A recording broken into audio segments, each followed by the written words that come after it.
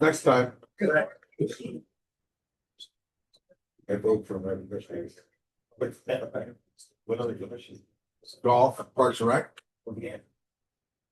All right. So we'll make some feedback.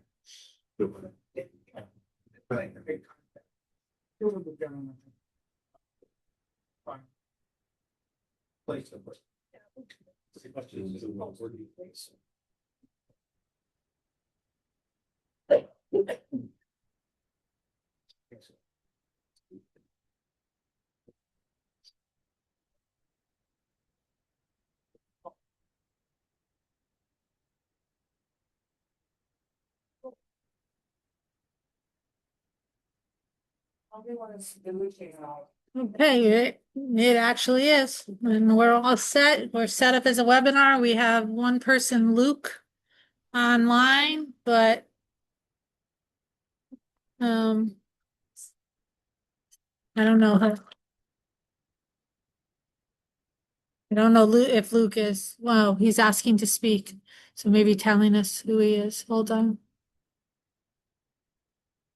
I unmuted him, so let me see. Luke, you're on twice as on two different screens, and if you can hear me, I allowed you to speak, so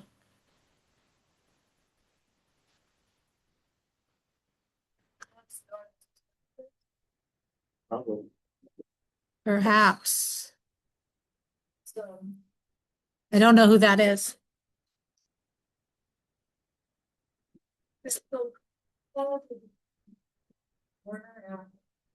So, yeah, and, normal would have a cultural region. Flag right there. Through the door? Yep.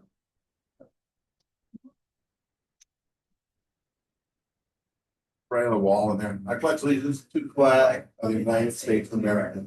To the republic for which it stands, one nation, under God, indivisible, liberty and justice for all.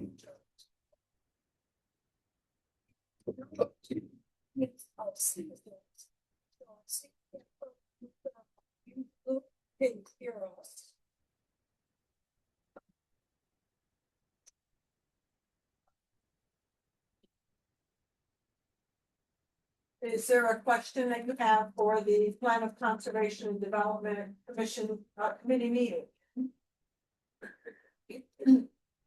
Unmuted him.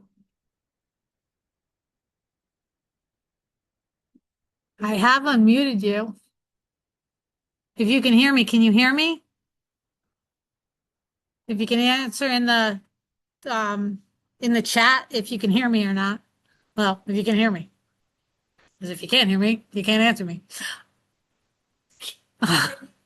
Press Lou. Says, can you unmute? I've given you permission.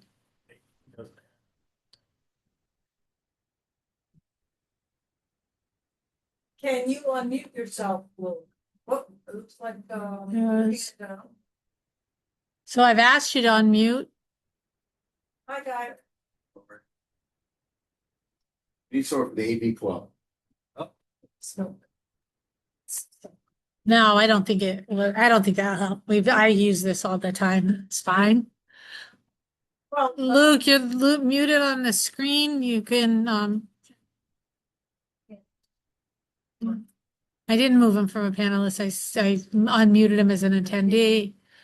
So well, I'm going to try promoting you to panelist and see if that will. And you need to then accept that if you can hear me.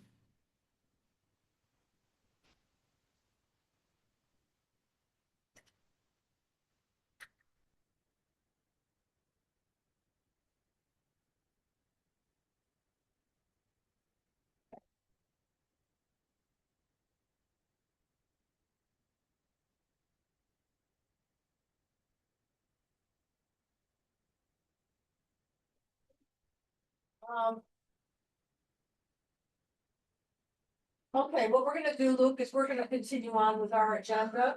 However. Roll call. Oh, roll call.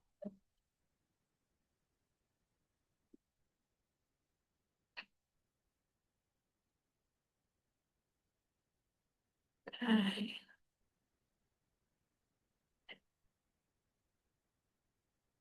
Yeah, that's where we're at.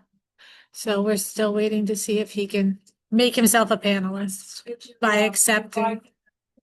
Yeah, now he is a panelist.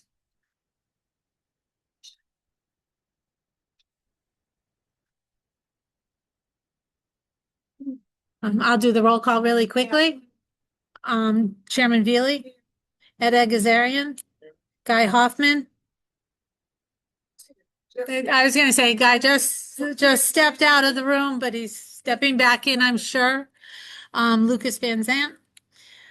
Liam Mitchell. Here. Sorry, give me one second. Peter Neiman. Yep. Lenny Tubbs, Marcus excused. John Dyken asked to be excused, and Sandra Coppola asked to be excused. And here's Guy. Guy has re-entered the.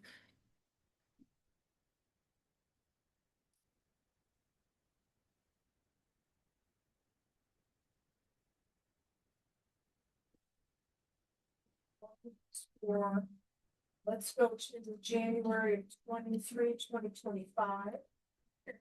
If you had a chance to look at the minutes, are there any corrections, additions that need to be noted? Motion to approve as read. Motion. I have a question. With the correction of the date, right? Lucas, Joan said the correct date, 23rd. okay. I'm sorry. It's probably very minor, just for the time to check into it, we delivered here again, and we could check into if the legal, posting the legal notices are much cheaper, put it in there than the Liberty Herald. Into where? We're a reminder. I noticed that Weathersfield, Newington, and Rocky Hill put their legal notice. Okay, well,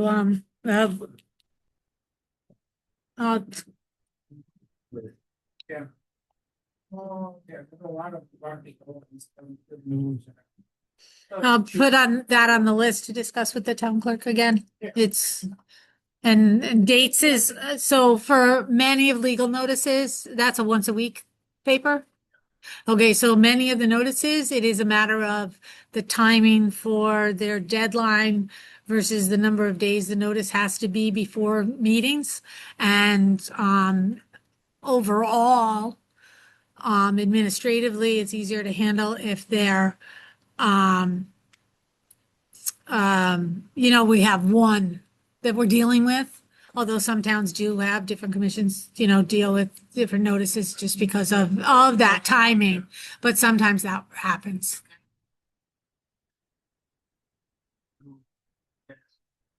Right, but it really, it has, I'll say from the last couple of years of us doing legal notices, it really, and, reintroducing the newspaper notices after COVID when we didn't have to, it's the deadlines, both from the newspaper side of of their requirements, and then the statutory deadlines the boards and commissions have. So meshing those two is one of the factors that is continually explored by town hall staff. Mm-hmm. Thank you. Question. So you have the Motion. Minutes. Okay, further discussion, all those in favor? Aye, those opposed, so moved. Now we have April 20, Liam is abstaining. And then we have April 24th, 2025. Were there any additions or corrections, deletions that you should know on the record? So if not, I'll entertain a motion to accept. Second. A motion to remove and second to Peter.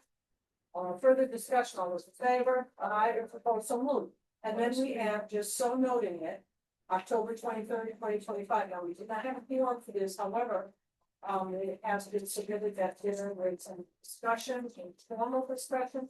So and so that discussion is being submitted to But that's going on and we have minutes, okay, but just FYI. Alrighty, moving on to the meeting dates for the quarter, we all have the 2026 meeting calendar and, figure if anything off the page.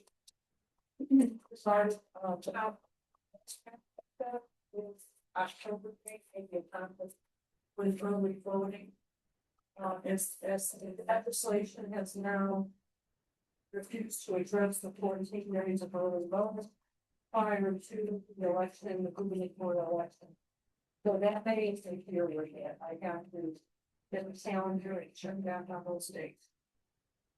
All right, so that would be the only question mark I have. Anyone else? It's only gonna be July 23rd is that vacation. Yeah, We're doing that. I know, yeah, I already have. it. Yeah. okay, so Guy is out of town. I want to put no Guy, no Pete. I don't know yet. Okay. I know we're in the planning stage, but I'm not sure. It's gonna be. That week. But Maureen, I think you had something you wanted to answer. Yeah, I just wanted to note that most of those months, there are five, these are all scheduled for the fourth Thursday. Most of those months do have a fifth Thursday in them. So that gives you the committee flexibility as we approach those meeting dates to make modifications closer to the timeline. So, I would encourage you to accept it for now and change meeting dates as necessary as we get more into the role and hopefully end up with a new secretary at some point for this committee, recording secretary, that is. You'll get more headway to the notice and be able to let us know we'll know whether we have a quorum or not far enough in advance.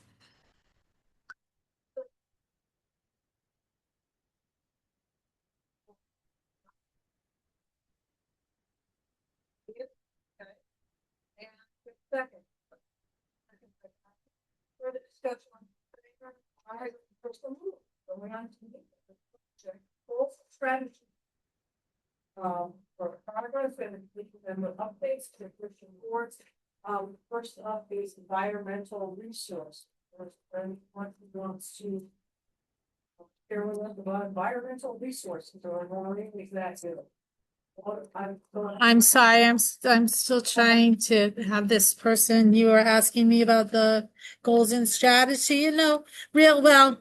I think with regard to environmental resources, I think that is something that our Conservation Commission is heavily invested in and is the primary source for a lot of those tasks. So Guy has, at least the Conservation Commission meetings, been wrangling this quite effectively, and I defer to his report and will add as necessary.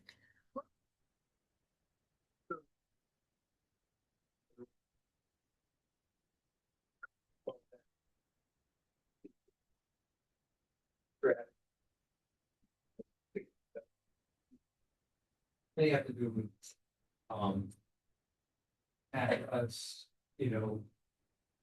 trail improvement, stewardship, signage, parking, public notification website, information, trails, things like that. And, I think along those lines, actions that the Conservation Commission has taken have been in support of the Fontanella property purchase off Washington Highway. There's been work done on it for the Timberland and Ragged Mountain Trail connector, so that it's going to be all on public. The ultimate goal is to have all that sections being done public. Been a small portion that the town has bought. The trail and it's just getting towards that goal in that area. Been a relocation of the Metacomet Trail near Summit Wood. That part of the trail off of private property. Simple fish, right? Someone, over by the orchard, in Texas, and the Barrow property. There seems to be a trail that goes, that a lot. Yeah. And they go down to the berries, you know, actually, but it's all overgrown now. But it's across from where the old Venerum, Sunday Order military is. There's one, if it's the field there, that's been part of, like, after the growth. Okay. With the gate there, there's one parking spot that's squeezed in at the corner of Kensington Road and Orchard. Yeah, It's got something there. And that's part of that trail. okay, so it's part of the. Yeah, so ultimately, the area I'm talking about is up on Summit Wood and it's property that you would get to, I think, get it on the trail.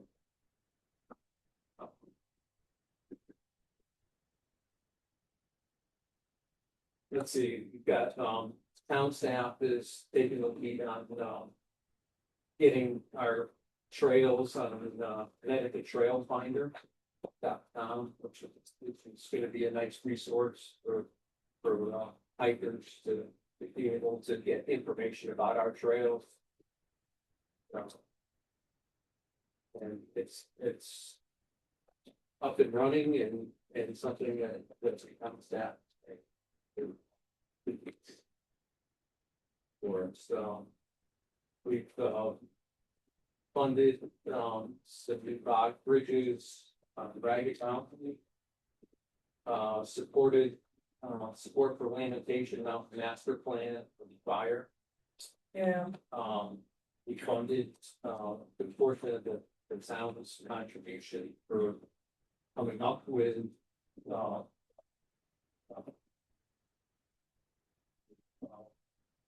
consultant to try to organize a plan, get the global thing going. And then got a letter of support for a grant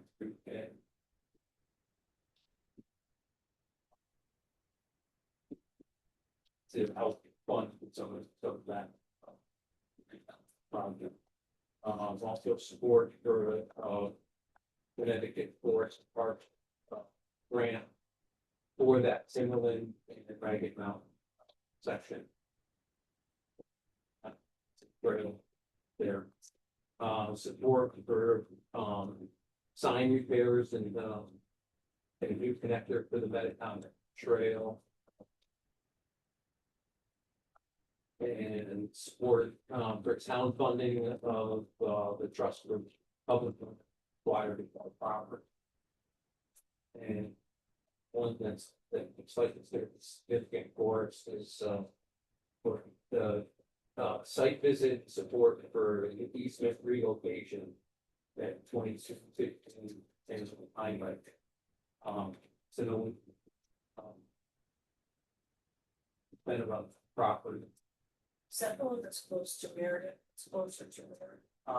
No, It's the one all the greenhouses were on, all the hoop houses were on. It's kind of down in a Yes.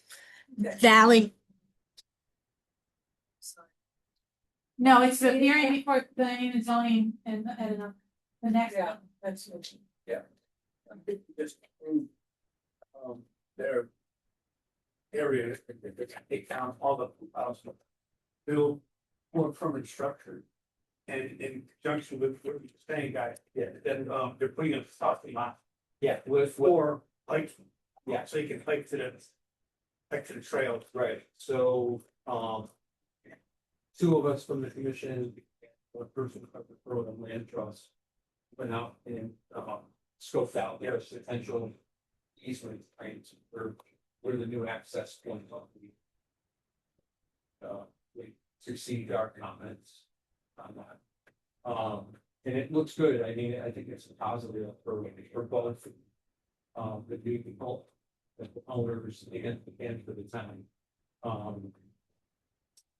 We have had problems with the existing easement for decades, or, more, because it was way in.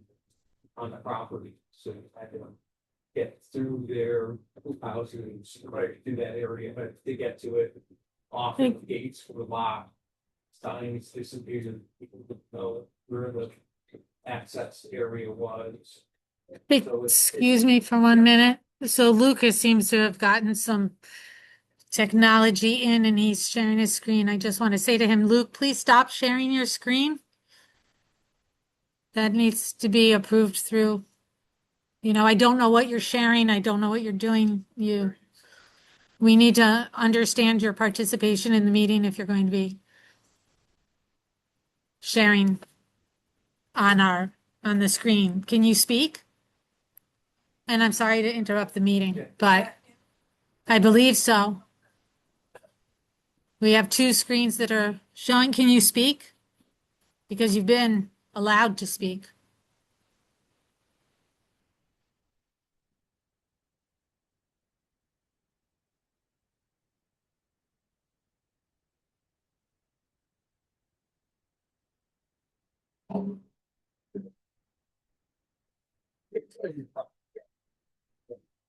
Yeah, yes, we go these signs. We asked them about signs, they said they were willing, put any kind of sign. Wanted, you guys, Yeah, wanted, and they're talking like 12 to 16 parking spaces, which is great. It will stay on their property. It's pretty close to the adjacent property. That was ended up being some of the concerns that I had. To make sure that we could, that this pathway is actually still on all of that parcel. And then it's either gonna join up with the side trail that gets to the Metaconic on the town property or in the adjacent properties existing conservation. right, Um, I said, I'm gonna go right behind them where the houses are now. yeah, and it follows the drainage Right, ditch, yeah, essentially, that goes through there. And so a lot of it's flat, relatively flat. Right. The parking area is, I don't think it's gonna need much of anything to.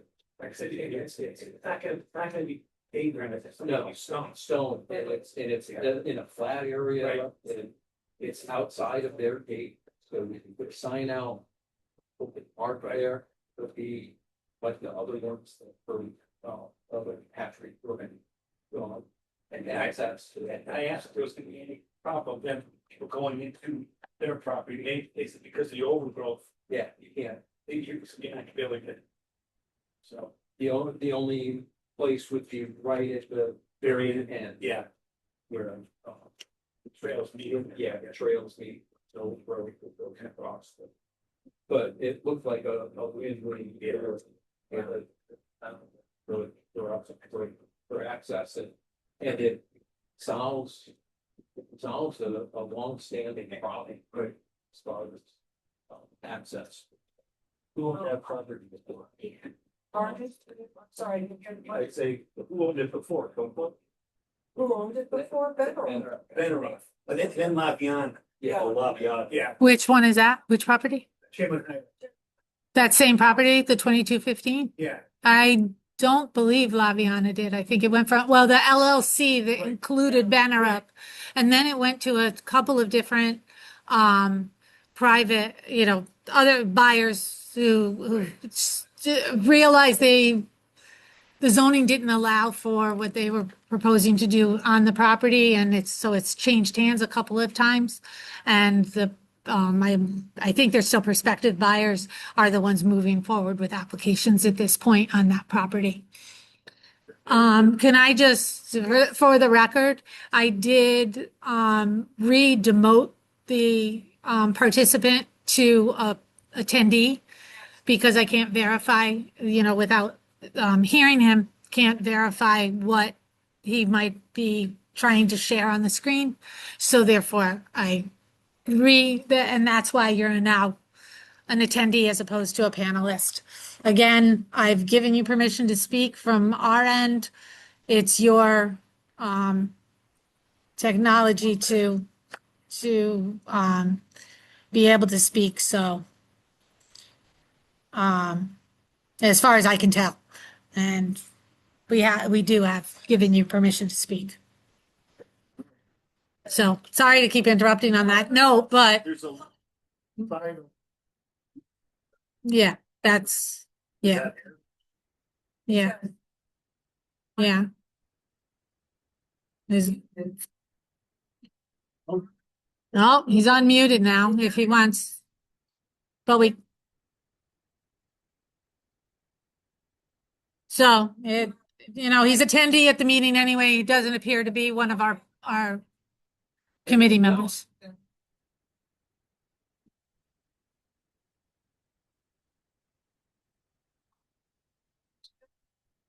And, those are all the positive things. The negative things that, as a commission, you probably bought. The 5 year, experience. And people would have done. Can't talk. No. And, So we have a lot of open executive initiatives. Yeah, we're right at the cusp of having a quorum for those commission meetings right now, and so if you haven't found anybody yet. spread the word if you know people that There's a lot of. any boards and commissions, it's volunteerism and fitting in the timing is always I believe the town clerk, it does and or the parties.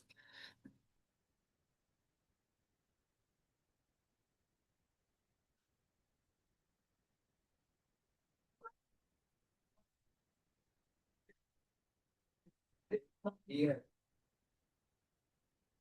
Yeah, that's So, and then lost Brandon, who moved out of relatively town. new, but And he has planning experience, he actually, but he moved out of town, young guy.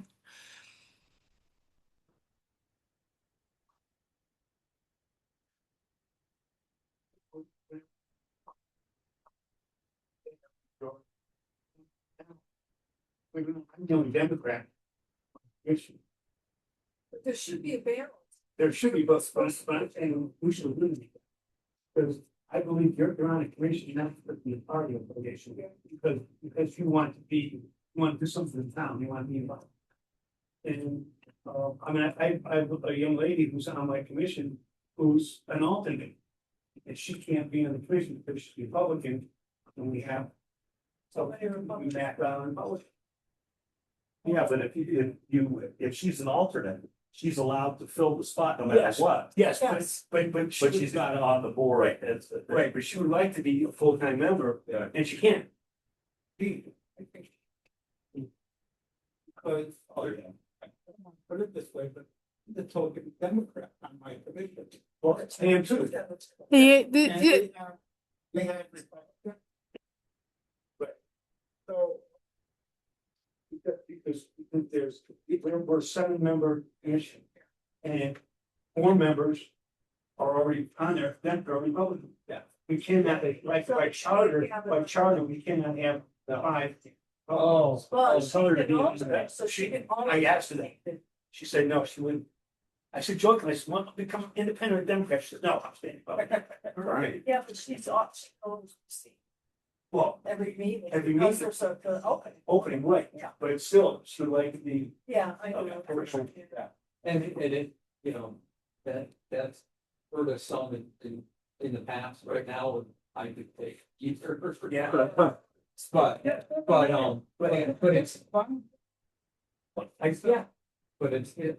I always felt like, we're really divided, Yes, so I always felt like. should be just open. Yeah, it should be just open, as an advisory, yeah, what happened with Florida? Yeah. Well, we lost in our commission last year. We lost, let's see, close to 100 years. We had Bruce died. Yeah. Oh, that's right. He's like 40 years. Yeah. Okay, and then we had a couple other commissioners, 30. No, water and sewer. I have a question. Because this is something I saw where, I saw it before, but, there's a lot of tree cutting going on Reservoir Road, right over Brook Meadow is. I don't know if anyone else. Reservoir, Brook Meadow. It's like, you know where that, where the water thing is. The water, the water courses, it's at the body of water, the reservoir, yeah, there's a reservoir down there. And it's like, right on the corner, you're clear cutting.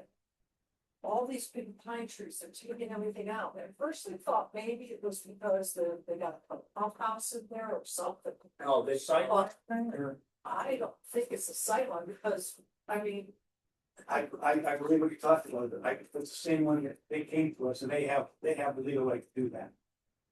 the landowner. If it is part of the reservoir property, yeah, they have a right to go in there and clean it, clear cut it, maintain. Cause they just, I mean, again, they don't even have to tell us, Yeah, but they set saying we're gonna be in there, they're setting a clean door, and I don't know if it's the same spot. But there was. you bring it out. They were- This I can do without an issue usually.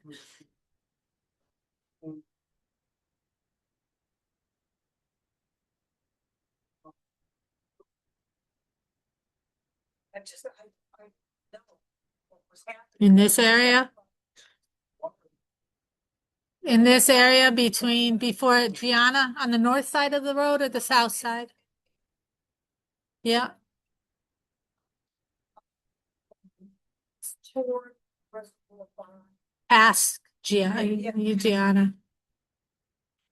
So here's the reservoir, and this is all owned by the city of New Britain.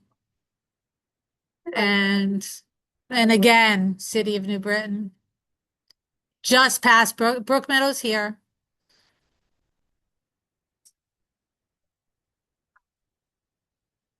Yeah, there's a house here, but right after, yep. City of New Britain, probably their ownership rights.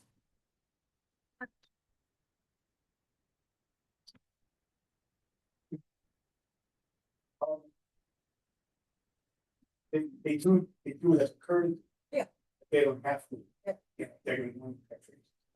Or, I didn't know if it's something or whatever, but it's. yeah, what's it, someone that actually, they came to us and told us they were doing this. Yeah. Cause they're in wet. And Yeah. reservoir, so. Okay.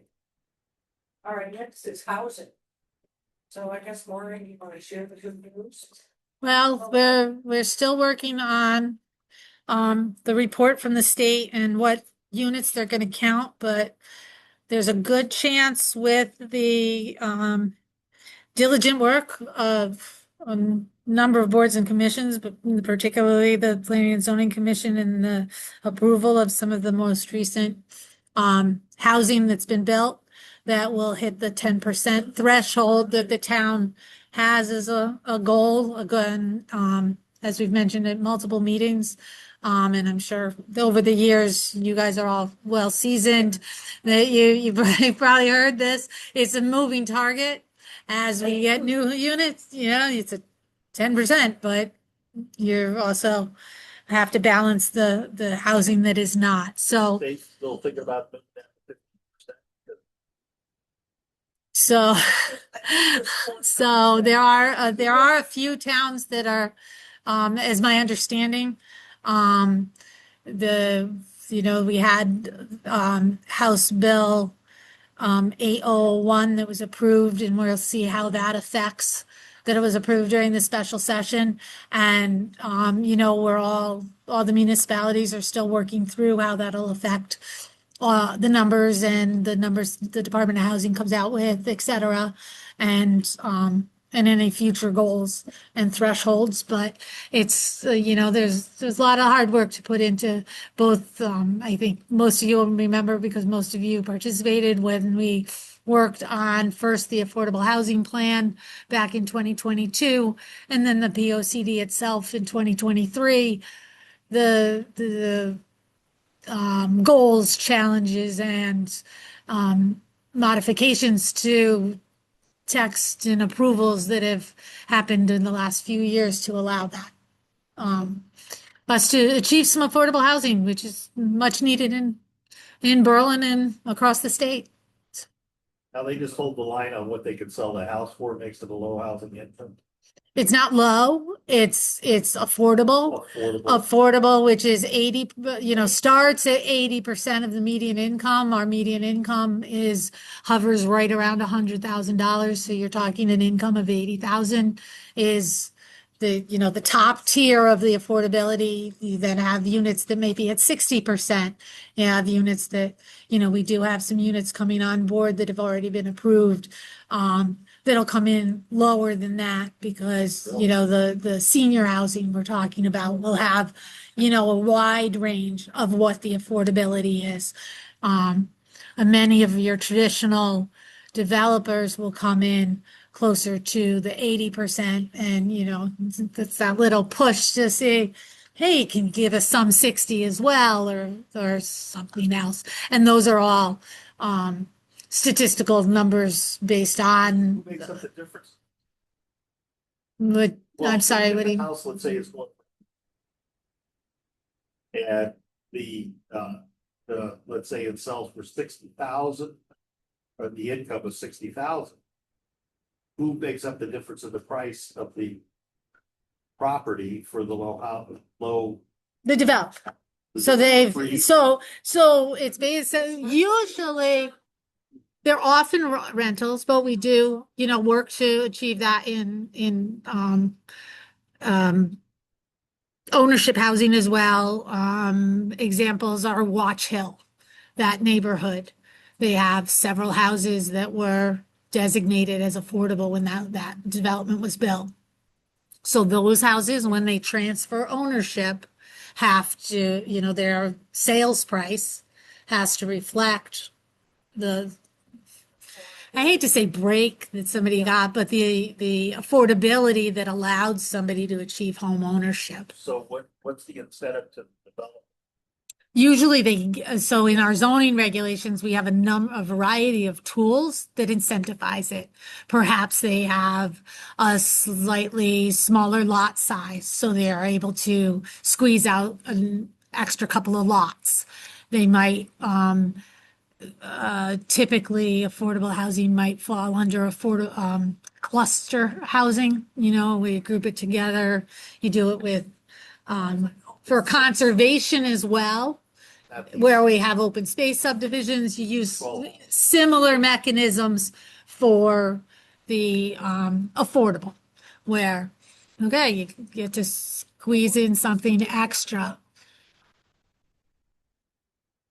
Yeah, that has been most of our most recent. However, we do have, we are expecting some to come in that will be unit ownership at the very least, as opposed to, well, it's, I think we did see at one of the Planning and Zoning Commission public hearings, within the last couple of years, when a developer was coming in with regard to developing property adjacent to an existing affordable housing development that went in the 90s, I think, or early 2000s. That's the one south of Sage Park. I want to say Raspberry Lane without pulling up the map. Does anybody know the roads better than me right now? But no, yeah, but off of oh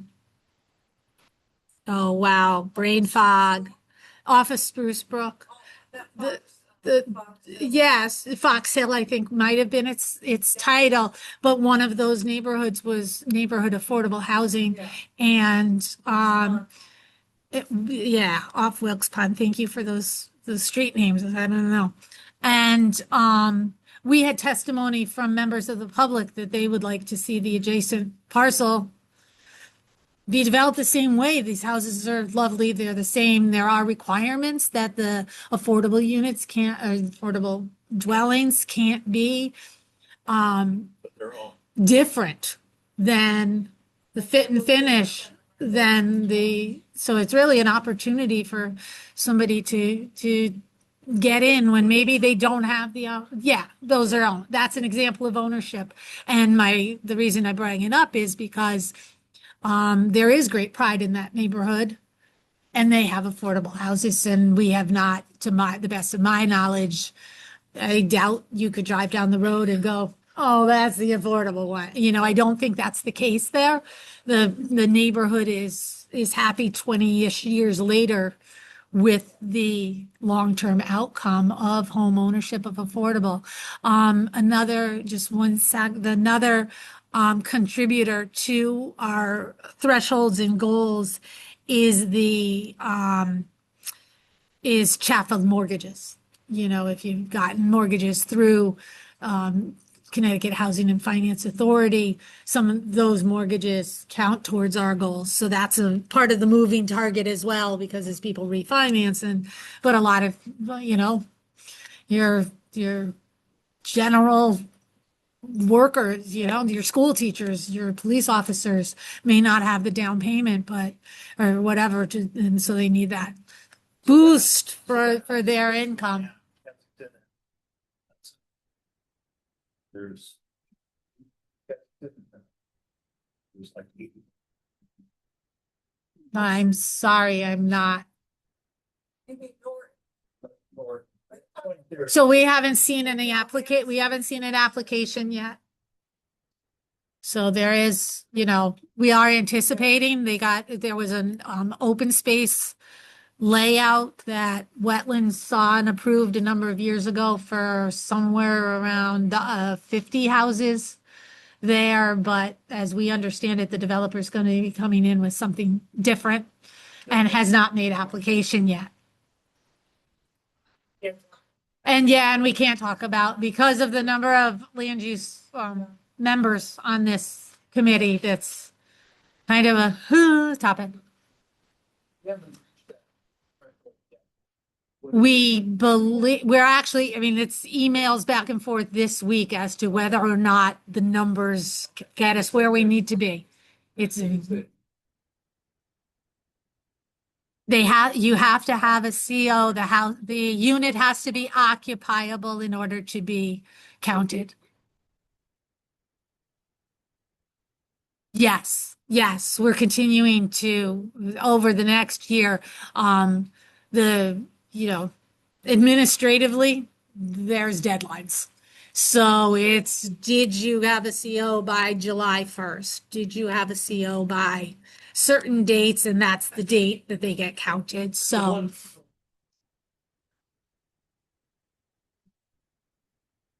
at Sprucebrook, the ones that are already built, or the new one, those will be rentals.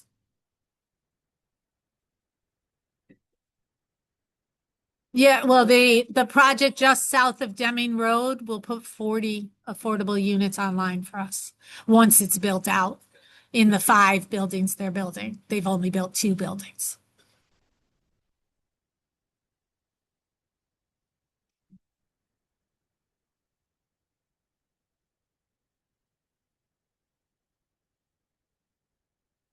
But you can't, if this is just like what we think is happening now and they don't have the signal, you can have a lot of projects that get started for that basis. And I think that's kind of what's happened. Yeah, right now we're in that building phase that it's hurry up and wait for them to get CO'd so that they meet at the next deadline date that is the reporting date.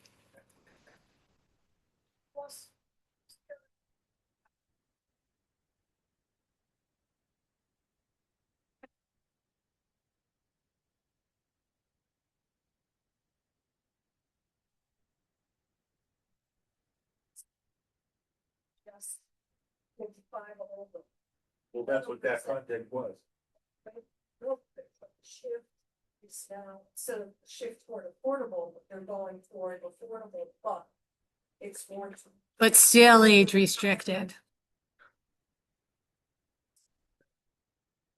That's a bonus. Well,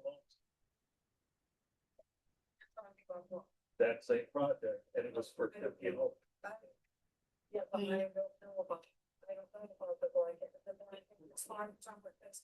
Right. I can't remember this. about- yeah. Yeah, no, that's- I can. We have regulatory participants, so they can't discuss it outside of the application that we're anticipating.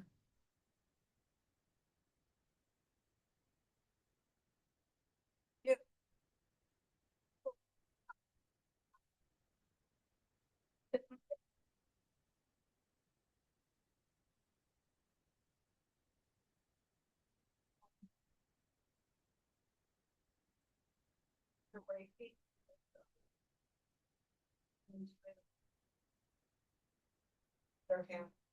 So. When you're 25, you want 2 acres. When you're 65, you want a quarter acre. Away from somebody else do this stuff. Okay. I think think, that's I it. think we wanna recognize too what the work that Jim Mahoney did, because he dealt with our commission, economic development. And we're gonna go on to that. Sat 15 years ago, and found the necessity of having affordable housing and attempting to put this program together, so. He's the man that really got the ball rolling, and then everyone, you know, helped along, and that's why today we're accomplishing that goal. But we started so far back. And then as far as housing goes, you could just have in your regulation that you demand that 20% is affordable, no matter what goes into the town. And then you're always gonna maintain that figure. So that works, that would be good. All right, we talked before about commissioners and how people don't want to volunteer. We're very fortunate. We have our 7 commissioners, many of them, have been there for years. 20, 30, 40, 30 years. Well-rounded. We have, people that are in construction, we have people that are in financing, manufacturing, home services as far as the elderly. I think there's a retired cop.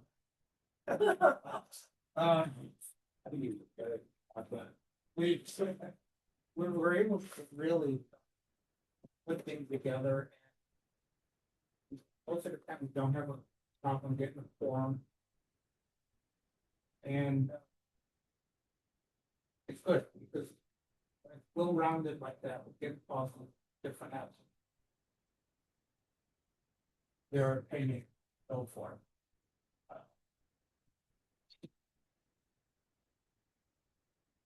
All right,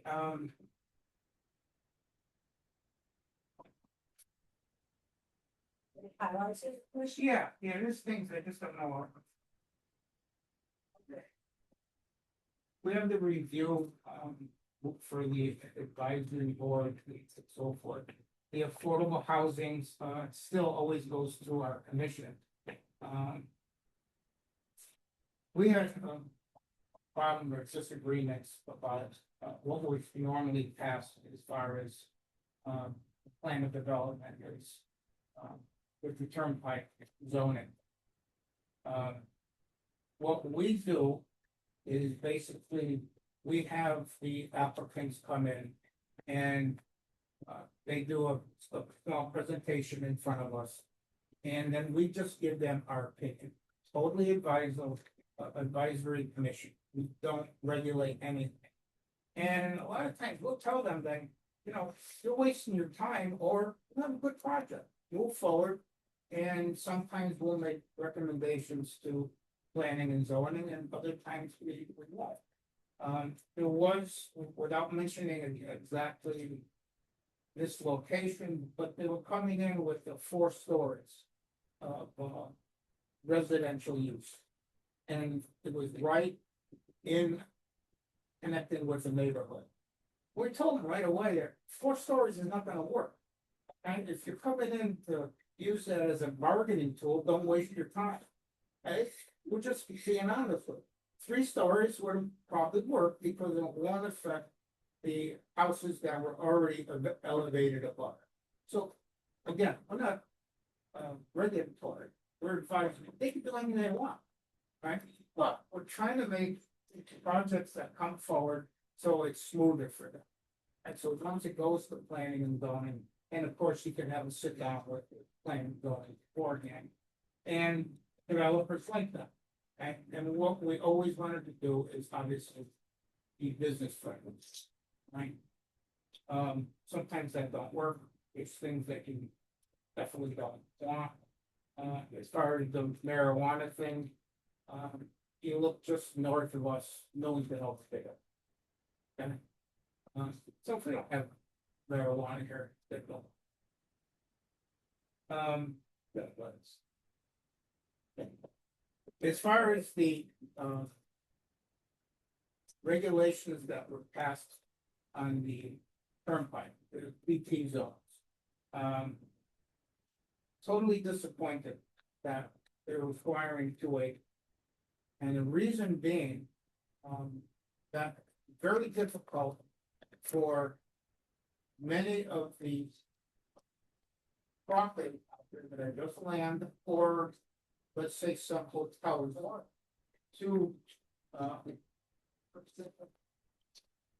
redevelop those areas. If your neighbor does not want to join in and redevelop their property, that piece of property is never going to be developed. And so what we're talking about, what we examine, basically is 1 acre. Okay? 1 acre with 200-foot frontage. What was passed was 2 acres with 175-foot frontage. Now, that's a divided highway. Okay, you come out of your driveway and it's only gonna go one way. So the safety factor is there. Okay, but discussions that were occurring in planning and zoning, that not much of a building is gonna be developed on 1 acre. Well, put 7,000 square feet to be built on 1 acre. Okay? With 200-foot frontage. Correct me if I'm wrong, stop me, right then and there. Now, if we can have 6,000-7,000 square foot buildings on 1 acre, tax generator, they're new, they're attractive, and they're safe. But 2 acres that are required right now, basically not gonna work. So if you want to have redevelopment and start to create better appearance for the turnpike and its reputation. Now, I'm gonna flash this in front of you. That burnt my, okay? Human traffic, Berlin Turnpike. Now, this picture shows Meriden, but they use Berlin Turnpike, all right? And the whole story goes on about the whole state. But what happens on the picture? Berlin Turnpike. We need to allow to have flexible zoning that makes sense, that doesn't give away the store for the turnpike, that allows for respectful, aesthetically pleasing buildings that are safe. But if we're gonna have 2 acres, you're basically saying you're not gonna get anything done. All right? What happens to these parcels? What happens to the hotel that's sitting out there that is sitting on 1 acre that will never have the opportunity to redevelop that site? So what I'm asking for is economic development commission to meet once again with planning and zoning and allow us to revisit this and look at exactly what the consultant recommended was the 1 acre. And see if we could come to an agreement and an understanding of why the consultant actually recommended it. Okay. Well, can I ask you a few questions? Sure. First, I want to say this, first of all, the turnpike has been known for over 100 years as prostitution alley. So it's well documented. I think you look at the old books, they document. But that's why they could have, if they keep it to, like say, a 1 acre or 2 acre, they can get a variance. They're already established. So why would it be a problem for them to develop if they're 1 acre? Because they're already existing. No, we're talking about areas that need to be redeveloped and parcels that are their land that are at least 1 acre. Okay.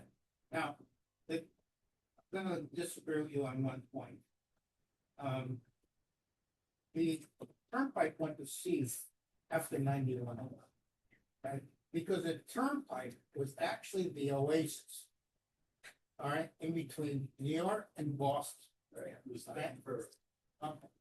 You're driving up Merritt Parkway and you've come to Meriden, Berlin, Newington, and there's a lot happening there. And that was where the action was. That's where people stopped and ate. That's where they stopped at the hotel. In that day and age, the turnpike was the cat's way out. Okay, well, when 91 opened, all that property was almost worthless. Okay, and when we had open forums that were, and not to do with the topic, but open forums about the history of the Berlin Turnpike, one gentleman got up and said, "What was the gas station near Orchard Road?" What's it? That's when it's not a gas station? Yeah. Well, the big gas station that's at Orchard Road. Okay, when you were 16 years old, said he stood out in the middle of the road, couldn't see a car. Right. 1965. But by the 70s, that's when everything started going downhill. Okay, and that's where you got this reputation. And you get a bad reputation, it takes a long time to repair. Okay, so we went through all the different parcels on the turnpike. We actually went out there and stopped. I went with Chris Edge, and times we were pulling off the road, we looked at a different parcel. We looked at different hotels, outdated pieces of outdated buildings that would love to be knocked down. And if the 2 acres work, we'd say fine. Okay? But 2 acres does not work. Okay? Now, you're gonna say, is 1 acre safe? Yes. Okay? Because you could still build a respectable building on it, and you're gonna come all over your driveway and take that right-hand turn. Okay, so again, if we could maybe meet with planning and zoning, just to have an open forum to let us all, once again, let us voice our opinion. I think that would be good. I think I'm done. Like, what else? You want to? I gotta leave. Gonna say, No problem. I'll go back there. Just real quick, Parks and Rec and Golf Commissions I'm on. Both are full, both are, no problems getting, commissioners. Parks and Rec, the split splash pad in East Berlin is moving forward. We interviewed a whole bunch of architects, everything's moving forward, so that's good. And regarding the security of Scottsdale Field behind the high school, we're improving that with more cameras because there were some problems on the new field, which we put a lot of money in this town. And then golf, the big beautiful bunker bill project. That's well underway. We got about 6, 7 holes done. It's gonna really help the course. There's a lot of other improvements. So the course looks great. I think that's it's really good for Timberland.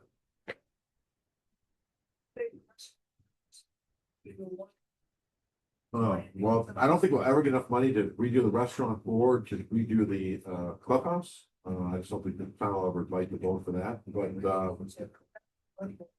yeah. But that's rented out, so that the person that rents it could obviously put money into it, so we got some kind a big shot. He's not gonna be there very long. Yeah. So that's, I play golf in Russia. but you gotta get somebody that's pretty ready. What? You? Good. No, Ramsey's been there a while, 4 or 5 years. I mean, before.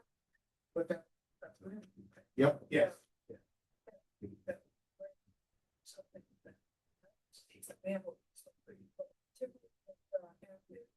I go in there for lunch, and it's nice to sit outside and watch the golfers go off and everything.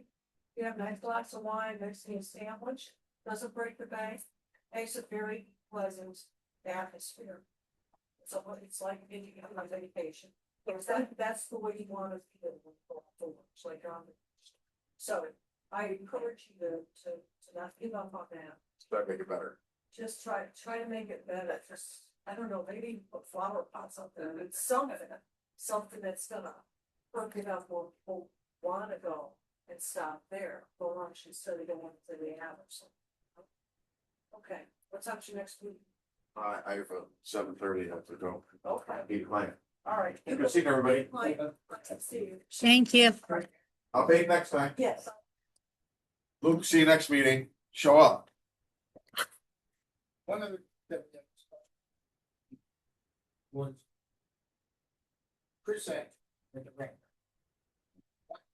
Survey all the kind of properties that are just useful. That parcels that we have acre, an acre, and so forth. We're looking at what you wanted to could possibly be sold. Okay.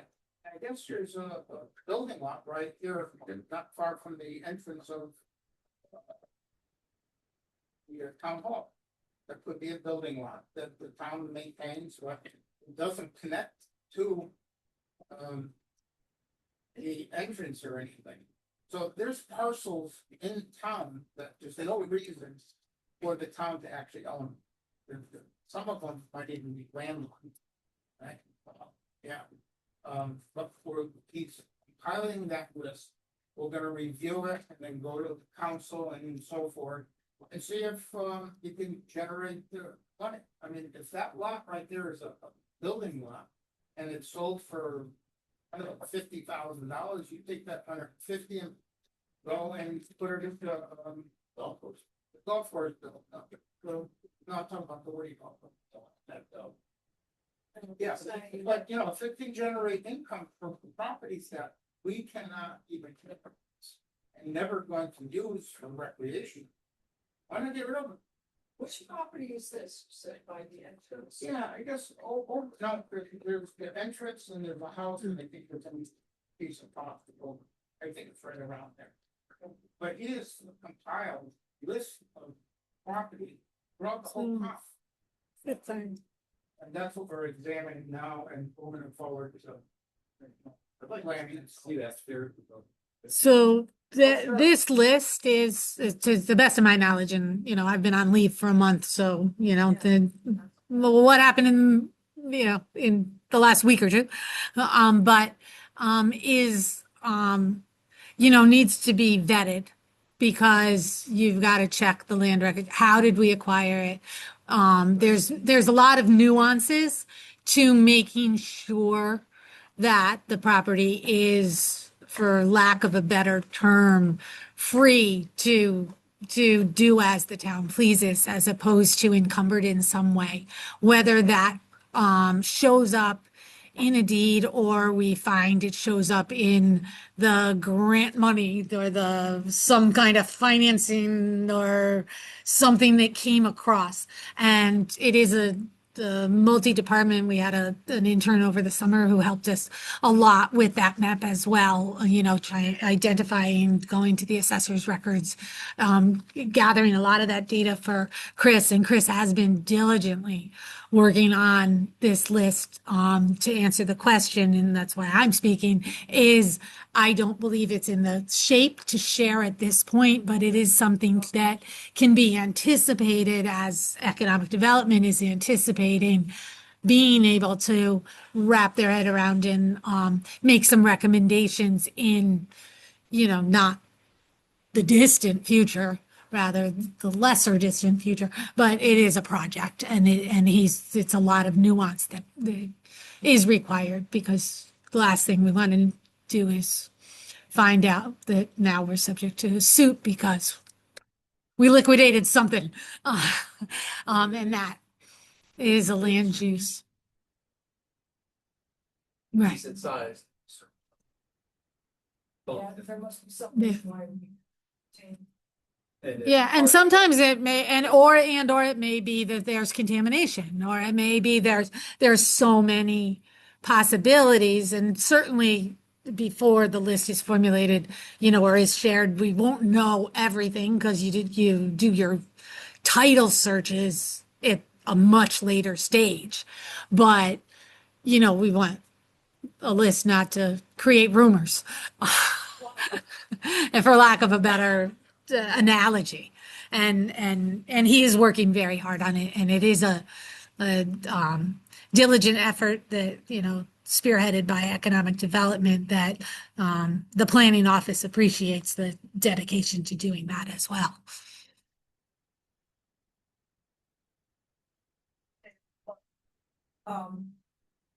We talked about when informal discussion. So economic development regarding burn forward. Stressors that when they go to, were the dates that you were looking at? No. This, it's something that you My might. future, we want to make sure that everybody agrees on it and why are we thinking this, but. I want to go back to what you were talking about too. The consultant even came across and addressed the commission again of why his study recommended way. Okay, and I got other things here that I think I should still address. The commission totally ignored what the consultant actually studied. And he actually interrupted your discussions when this came up. And it seemed no one listened to him. And I said to myself, why did we spend $150,000 or whatever we spent on hiring this company if you're not going to listen to them? They're the pros, okay? We're the laymen that are volunteering our time and try to educate ourselves to make proper decisions. They're pros. She's a pro. Okay. Again, well, let's stop there with that. Okay. So if we can show what works out there, what is safe, and what is going to be developed out there, put more tax dollars back to this town. Okay. Asking nothing that's not going to work. Okay. I'm saying jam things in. What kind of stuff would they be looking at for 1 acre? You could have restaurants, you could have office retail, okay? But it'd be about 7,000 square feet space. What's Yeah. bigger on that? She can answer. And- What would you like? Oh, I actually was kind of. What would be 4 feet would fit on an acre of property? You know what? I don't know off the top of my head. I really don't because we do have setbacks. So I kind of want to address the process and assure this membership. I'm sorry, Liam was talking. If I may, So I'll tell you more. Uh, Okay. I have an acre and a quarter. It's 9,000 square feet, and I have more than enough parking. Okay, I actually have probably 15 extra parking spaces on my. What kind of business? Like that, it Office sound, retail. didn't sound on businesses, but if you have a restaurant, you have to have more parking for a restaurant. Yeah. Right. And if you have just an office space, you're, But basically, they're saying they're 4 parking spaces per 1,000, and that usually runs for a restaurant and office. Is that correct? Office. that's general commercial. Restaurants are 1 per 125 square feet, so it's a little higher. It's about double. You But can build anything that's not going to work for that structure. if you even attempt that, you're defeating your investment. You know, that just doesn't make sense. Well, I think you're an architect will tell you what. Absolutely. Stop it. Absolutely. Yeah, that's where the design professionals of an architect and engineer come into, and they work with the setbacks that the town has outlined. But there's a prime example of building that is much more than 7,000. I don't know how big their lot is, but I don't think it's much more than an acre. And it's a successful business, and there's some problems.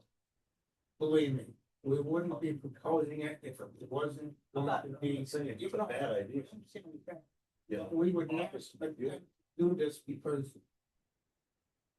Why? Why would you even think about it? Okay, if it's not going to be beneficial? If the investment in that development is not gonna work for someone, no one's even gonna get near it. Any developer or any engineer is gonna tell you that don't work.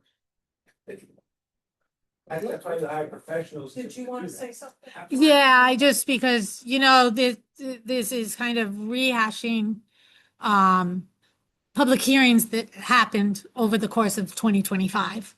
But I want to assure you that Chris and I, if it's okay with the chairs, of course, will work to find a date when P and Z has enough time on their agenda to have a discussion, or it's unlikely there's a special meeting date that will work just because of the calendar that I've looked at already. This for the next few upcoming months, it's likely going to have to be fit into a regular meeting, but and or a separate kind of work session meeting instead, where it's that kind of thing. So if it's that kind of discussion, Chris and I will work on doing that as your staff. And it may be therefore, the representative group from each commission to kind of figure out what direction to head in next. For the benefit of the record of this meeting and those of you that are not on either of those commissions, yes, a consultant was hired to look at the commercial regs. EDC did the primary engagement of that consultant, who worked very closely with town staff as well as both commissions to get feedback, to kind of workshopping what way we're headed, and then develop some proposals that, spanned multiple commercial zones. And did we include industrial? There were some other elements there too, but I believe it was mostly focused on those commercial zones. And made recommendations that then went through the public hearing process, multiple nights of public hearings, where testimony from EDC as well as comments from the commissions back and forth, typical public hearing information. And it was over a number of months because it was proposed. The deadlines, we had some leeway on the deadlines for opening, closing, making decisions, etc. The commission had that extra barrier. So there were some substantial changes made to the regulations with regard to what requires what level of review commercial uses, that, whether they're special permit or a site plan use, which are very different levels of review. As I recall, the bulk table, which is the lot size and the setbacks, et cetera, were the impervious surface coverages, et cetera, were contentious and subject to hot debate. And I would propose that revisiting is kind of that second round, made that if that's what the two commissions desire, is the changes were made that made some substantial changes, some accepted, some not accepted, or adopted, I should say, use the right terminology. And now it's okay. What's the next steps to achieve some of the rest of the goals in the POCD? Because that's really what this committee's focused on, is what where are the actions headed? What can your boards and commissions do towards achieving the goals in the POCD? And I think that's, next step, next priority level, the highest priority. We're determined in that round, revisiting at the discretion of the proposals and those discussions. And that's how we proceed in an effective manner.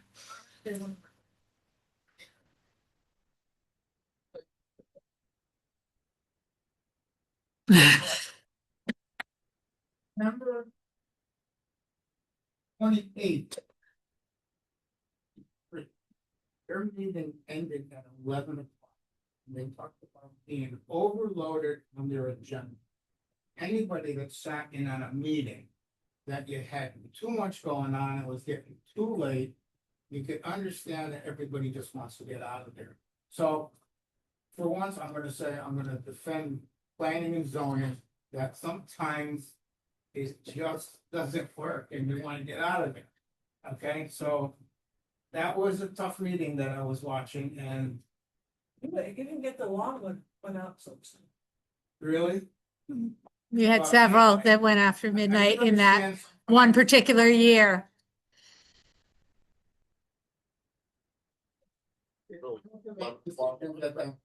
You know, everybody works together and start the meetings and so forth.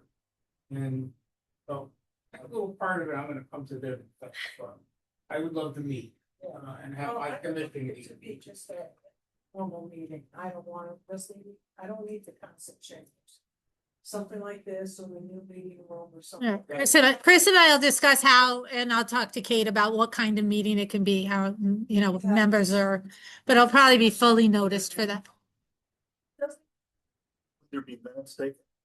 There always are minutes taken at meetings. And I do believe that any meeting of EDC and planning and zoning has to be hybrid. I think that was adopted by the commission, by the council a couple of years ago, I believe. But we, internally, staff will work on that. It, won't be next week, but, but it'll be upcoming in the.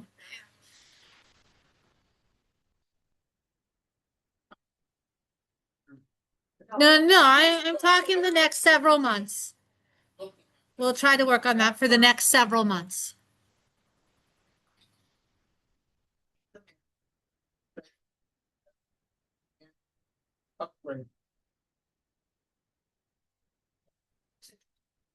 Just, couple of guys gonna go, Eddie started going economic, so we just, you're gonna be getting landlord problem.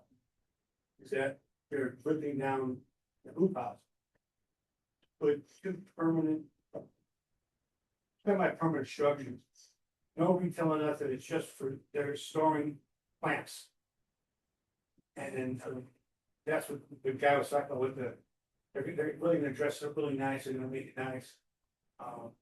Just approved it last month, so that'll be coming to you guys. Yeah, the reports are going out for the Planning and Zoning Commission over the next week or two for that project. That's on their next agenda. So again, can't really talk too much about it. Great, great. It look a lot better than it looks now.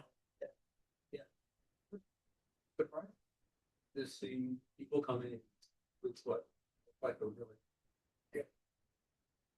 Ideas that were gonna benefit both sides. And they are, it's not, and this isn't something at the start, they have a place. In Middletown, I think already, they're just expanding at the Berlin. They like the site, they like when the town is off and. You're gonna look at the farming.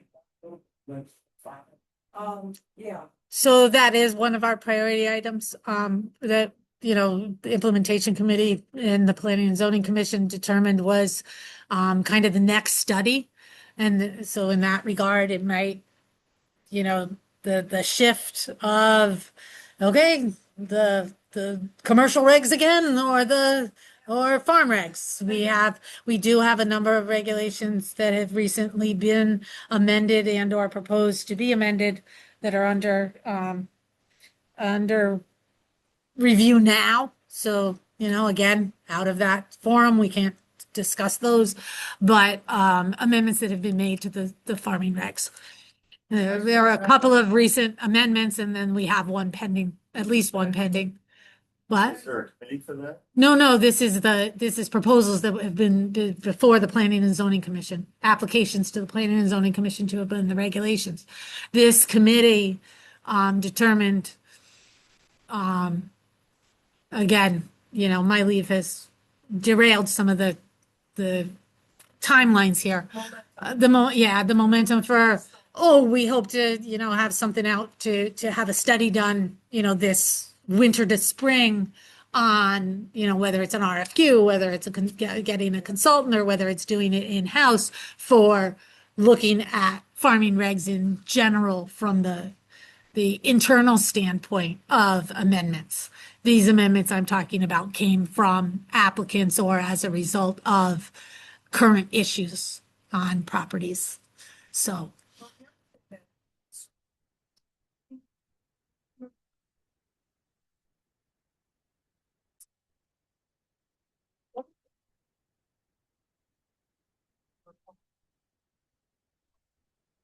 And when that came out, I was like, what?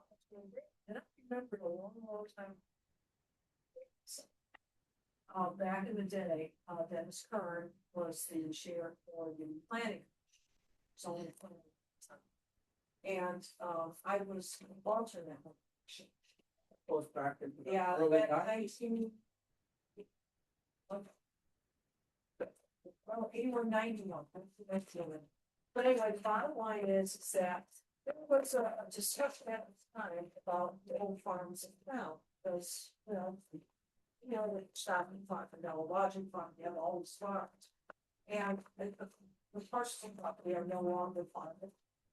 The Rambus property. And, the bottom line is that, it was proposed by Dennis at the time. I don't know what happened to the proposal, but his interest is that a family has a farm and the kids don't really want to farm, or maybe don't have sons to take it over. However, the parents are still alive, but they can't farm.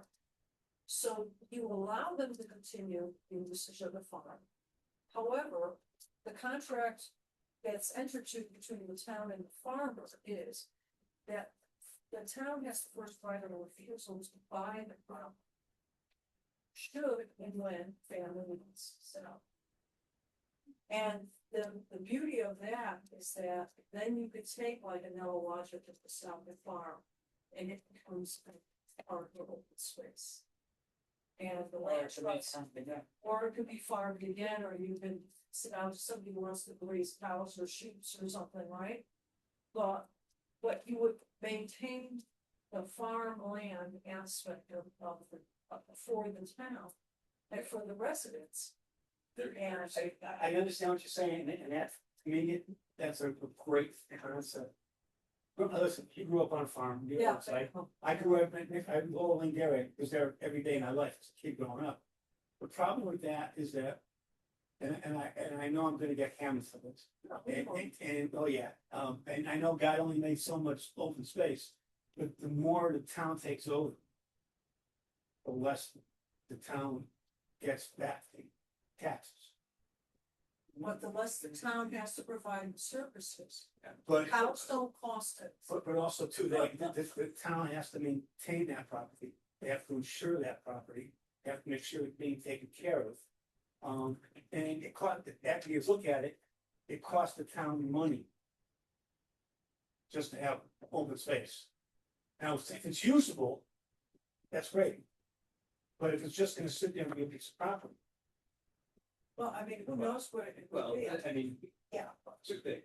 One is, the problem I would see with that setup is that then the town has property that it may or may not want to keep or either right, you don't want to end up taking over somebody's farm and then having to be the seller.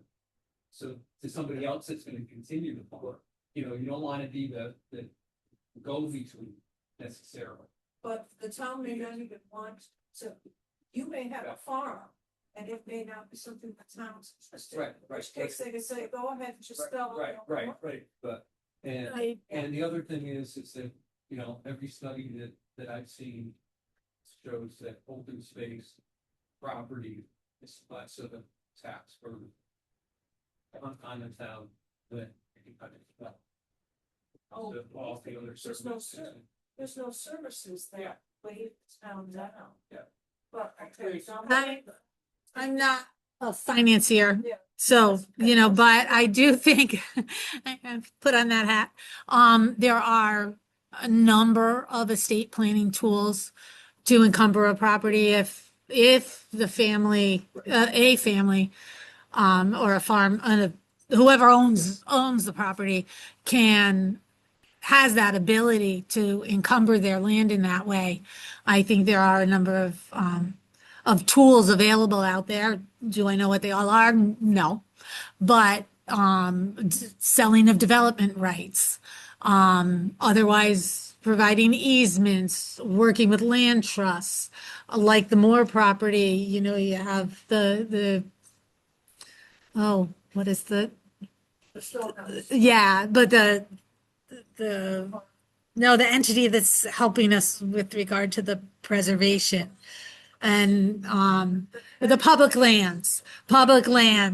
You know, there's mechanisms that the many preservationists, for lack of a better word, have tools in the tool belt. However, you know, you have to have the buy-in also the person's not going to need that money for the assisted living or nursing home because of something or something catastrophic. And, you know, economy has a lot to do with that as well. And desire to maintain the space that perhaps is your history as opposed to, oh, moving to Montana to have that, you know, I'm sorry to pick on Montana, but you know, just wherever, somewhere with a lot more open spaces than Connecticut. So I think that there are those tools available, but those are something private entities have to, you know, the town could certainly help, market and encourage, you know, that kind of, it's marketing really for what you as a community want the town to end up as, you know, as individual landowners and getting the buy-in from private property rights.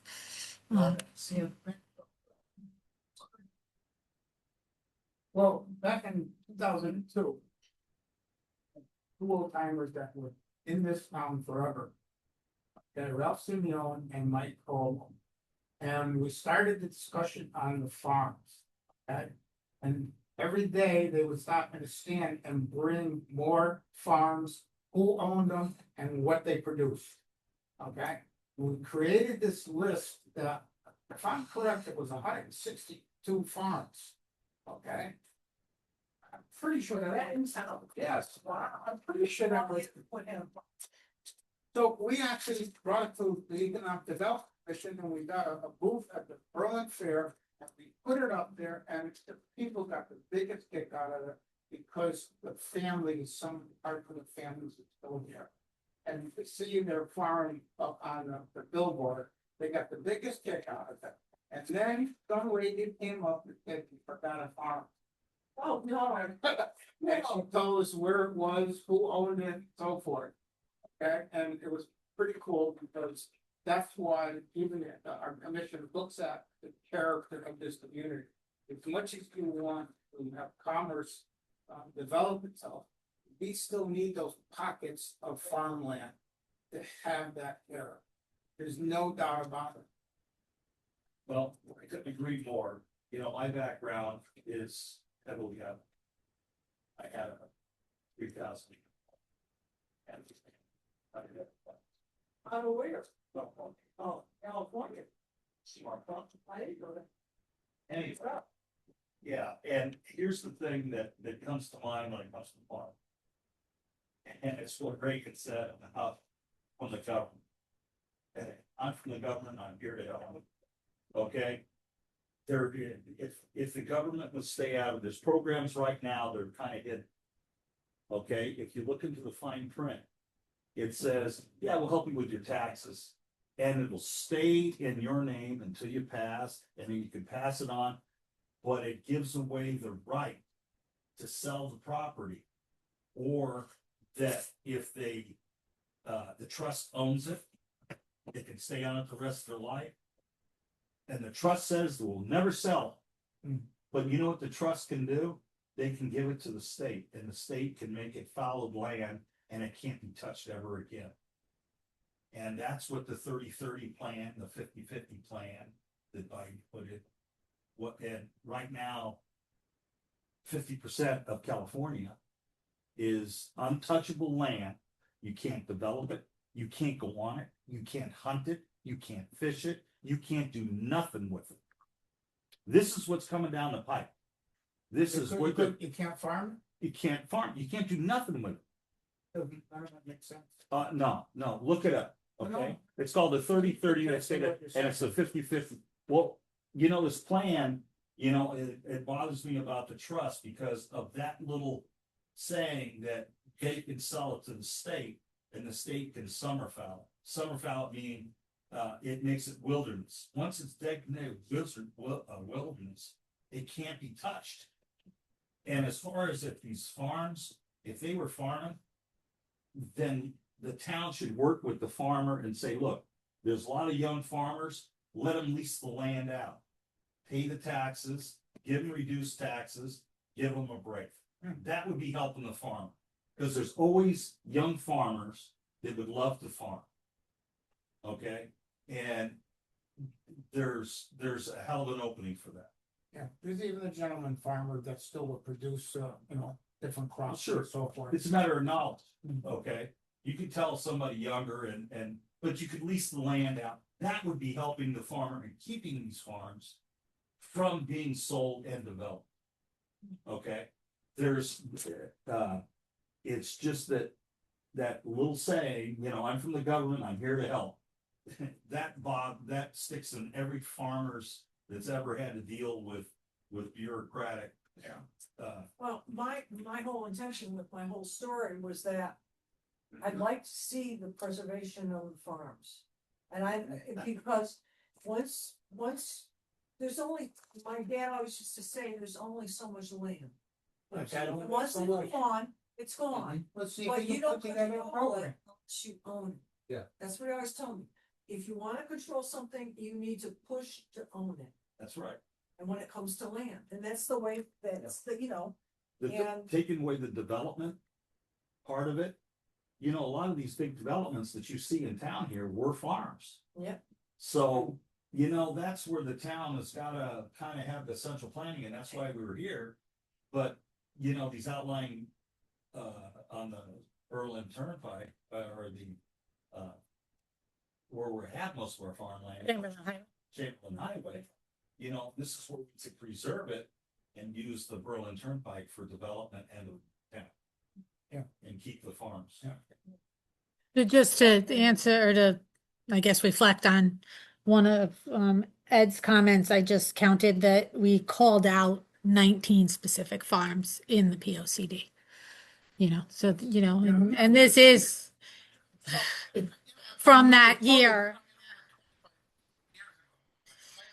And these are actually, you know, it was a compilation. It was not a research project on that exact, making sure everything was listed. This was readily available, known farms, but it was a cross-reference with the PA 490.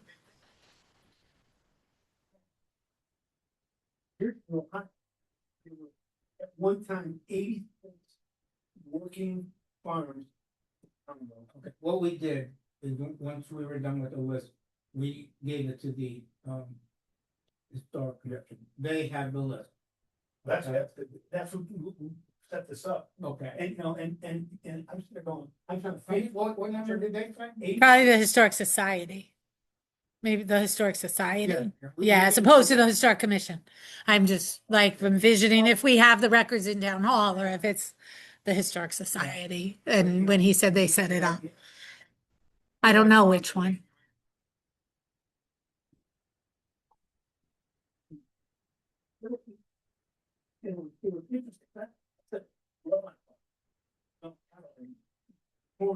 And farmers were avoiding each other. Yeah, oh, yeah. Just. Yeah. Don't get me wrong, 162 is a lot, I could be off. Okay. But there was a lot, And you had the orchards too. yeah. That's so. Yeah. The museum, they have a good table, they could get to them.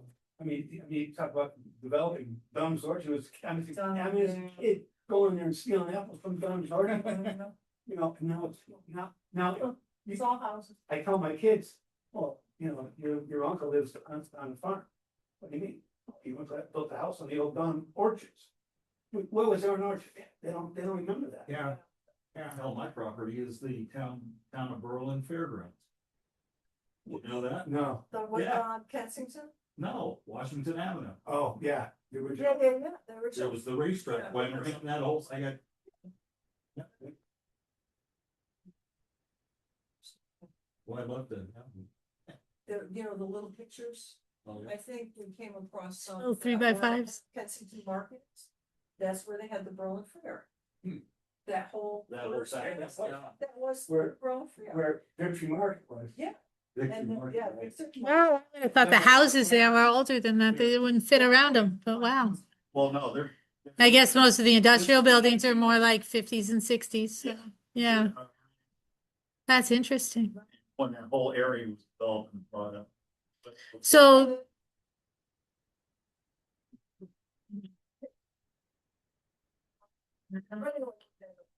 So, and on that topic, I'll just note that, this specific conversation does, feed to our cultural resources strategies. That is what can be done or prioritizing the ability to support the town farms to help ensure their continued operation.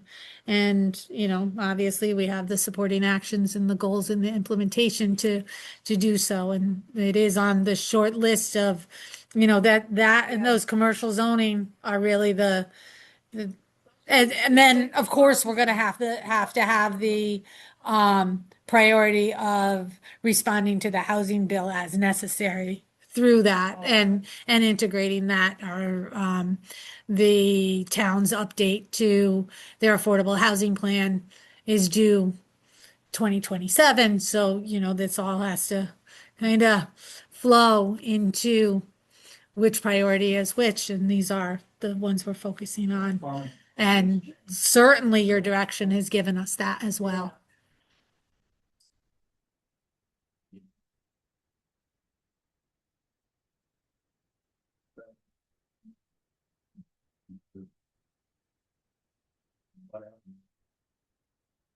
Acre, it'd be a commercial thing. There's a lot of stuff on this.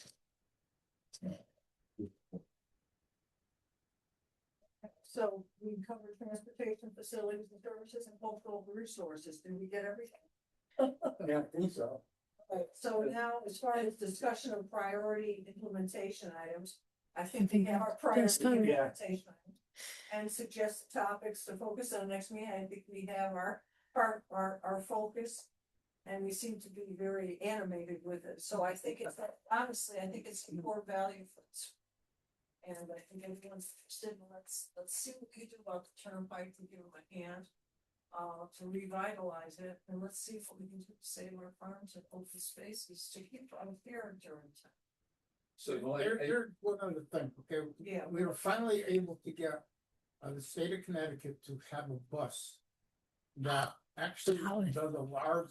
So exciting. The bus goes from downtown New Britain, comes through the center of Kensington, goes over to Woodlawn Road and then down the turnpike and all the way down into Spruce Brook Industrial Park.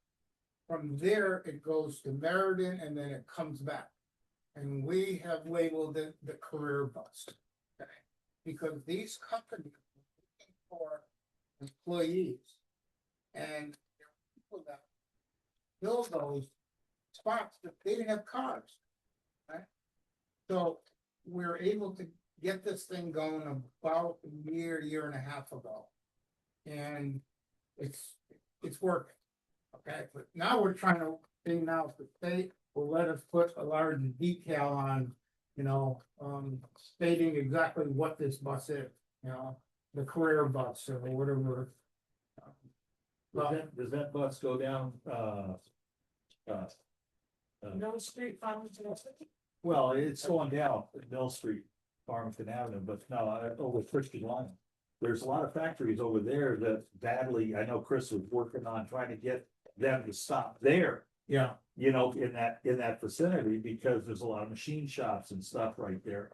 And they badly wanted the bus to stop by Yeah. that area. I don't know if that's the return. It might be, but I don't know. But it's something that, the companies that are along that way are happy that they're able to get workers there. And it's just a win-win situation. That always.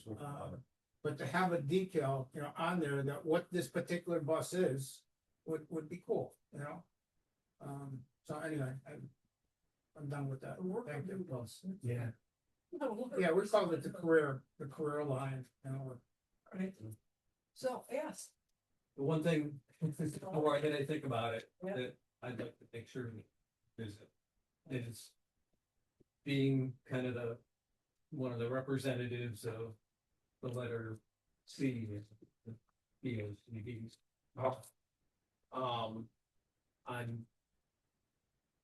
I'm not really, I wouldn't say concerned at this point, but I'm very interested in being part of this land. Checking out town-owned land and what's gonna be determined to be useless to the town and what's not. And whether the list of properties includes a lot of the green areas that are on here that represent open space, or are they all the pink ones that represent the other town spaces? Because I think right now, Chris Edge and your committee, they're still development I think it's very oriented important that and you're not involved in and it. not conservation. Yeah. It's the first time I've heard Yeah, absolutely. of this process going on. And yeah, If everyone wants to participate, I mean. so, well, I'm just saying that that's something that I think is actually of more significance than maybe. Yeah. Absolutely. When I first heard it, that, Yeah. I'm sitting here thinking about it and going like, well, really, yeah, that's a pretty substantial. Yes, yeah. Yeah.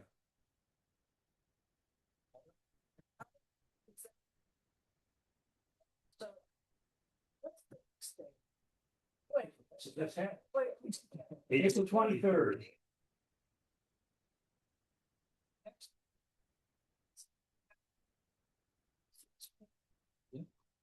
We have posted, or we will, and it's on that proposed agenda for the committee to meet in the new conference room that's off the rotunda. It's just a little different setup. The TV's on the wall behind one side of the table, whether that, I haven't used that meeting room yet for a hybrid meeting, so I'll have to, see how it goes. I think a committee meeting is the type of meeting that it'll be better for than, one where you have an audience that, you need both sides, like wetlands where you sit that way in this room. Oh, it was, And we had, yeah, an engineer. yeah, so, Posted this way, if they're this way and you have groups of people, they have. Yeah, but TV's really for people who are zooming. Yeah. It's not for people that are, the people that are there are there. Yeah. so again, it does depend on the type of meeting, because we use, for instance, for planning and zoning commission, and of course, they usually meet in town council chambers, but we share on the screen many of the presentations Right. that are happening. So it does need to be visible to the entire audience, which is sometimes it's the presenters that are sharing it from elsewhere, sometimes from in-house. So it does depend on the type of meeting, but rest assured, if that meeting isn't, that room isn't the most comfortable, we'll make variety. But being a 6 o'clock meeting while the town hall's still open, it'll be nice to be in an enclosed room instead of one that's in the middle of an office.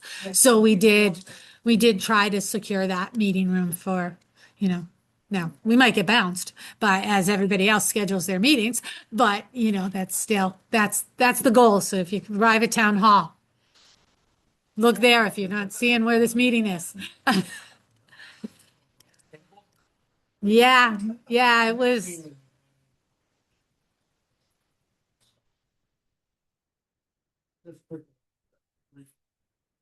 Oh, Different meeting. oh, okay, all right, good.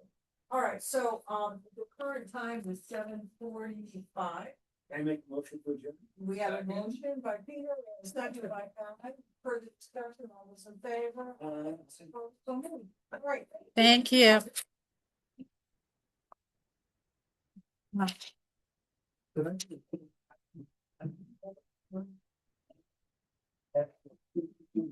They're on the website. If that, right? Didn't you adopted it, right? Yeah, so they're on the website. Third. First and third, generally. We start at 6. For the winter month.